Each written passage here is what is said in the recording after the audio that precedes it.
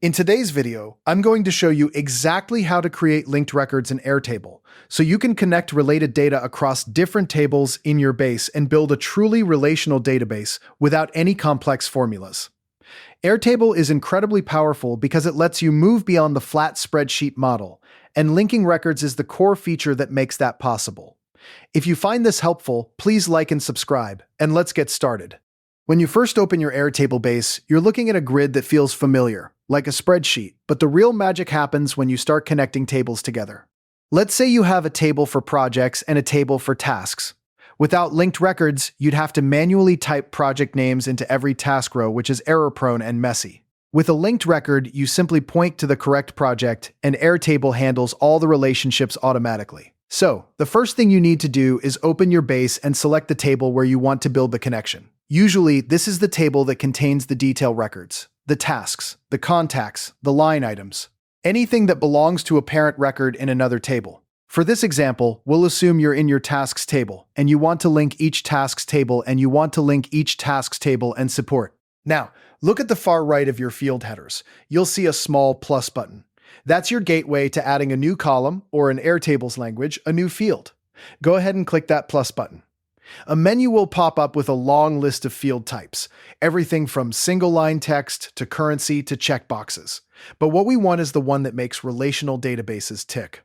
In the search box at the top of that menu, type the word link, and you'll immediately see the option for link to another record. Select that.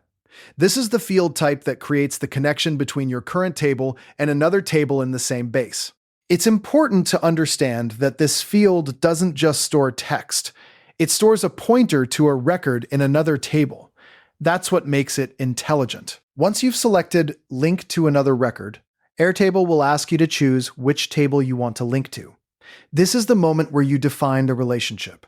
If you're linking tasks to projects, you'll choose your projects table from the dropdown, but you can also create a new table on the fly if you haven't built it yet. Airtable will generate a blank table and link it automatically, which is a great time saver when you're prototyping. Just be aware that if you create a new table this way, you'll need to go into it later and add your fields, like a project name or a due date. The key here is to think about the direction of the relationship. Are you linking from the many side to the one side?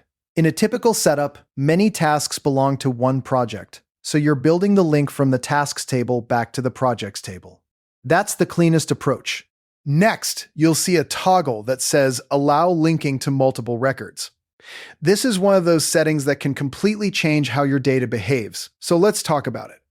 If you leave this toggle off, each record in your current table can only link to a single record in the other table.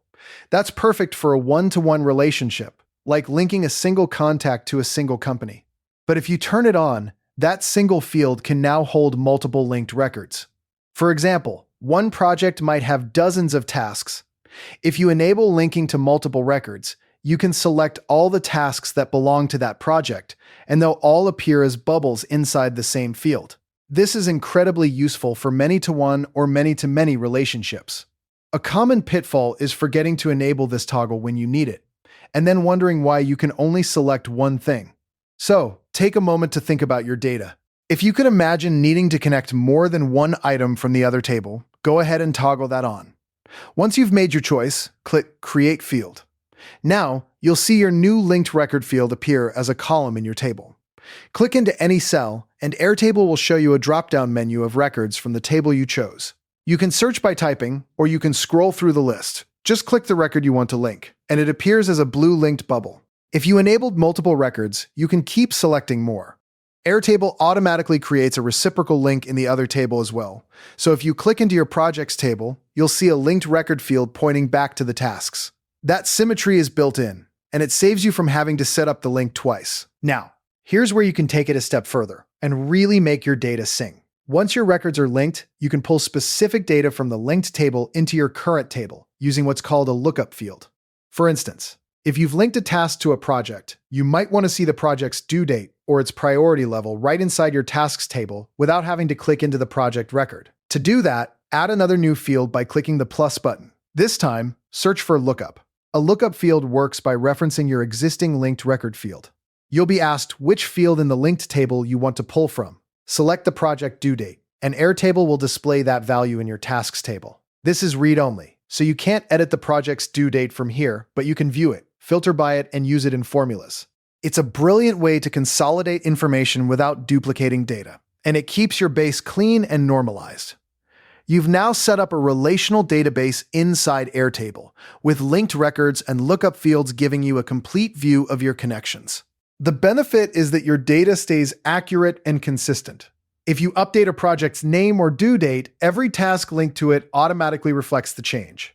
As a next step, I'd recommend experimenting with roll-up fields, which let you perform calculations on linked records, like counting how many tasks are linked to each project or summing up hours. And if you ever need to revisit these steps, just save this video or bookmark it for later. Thanks for watching, and I'll see you in the next one.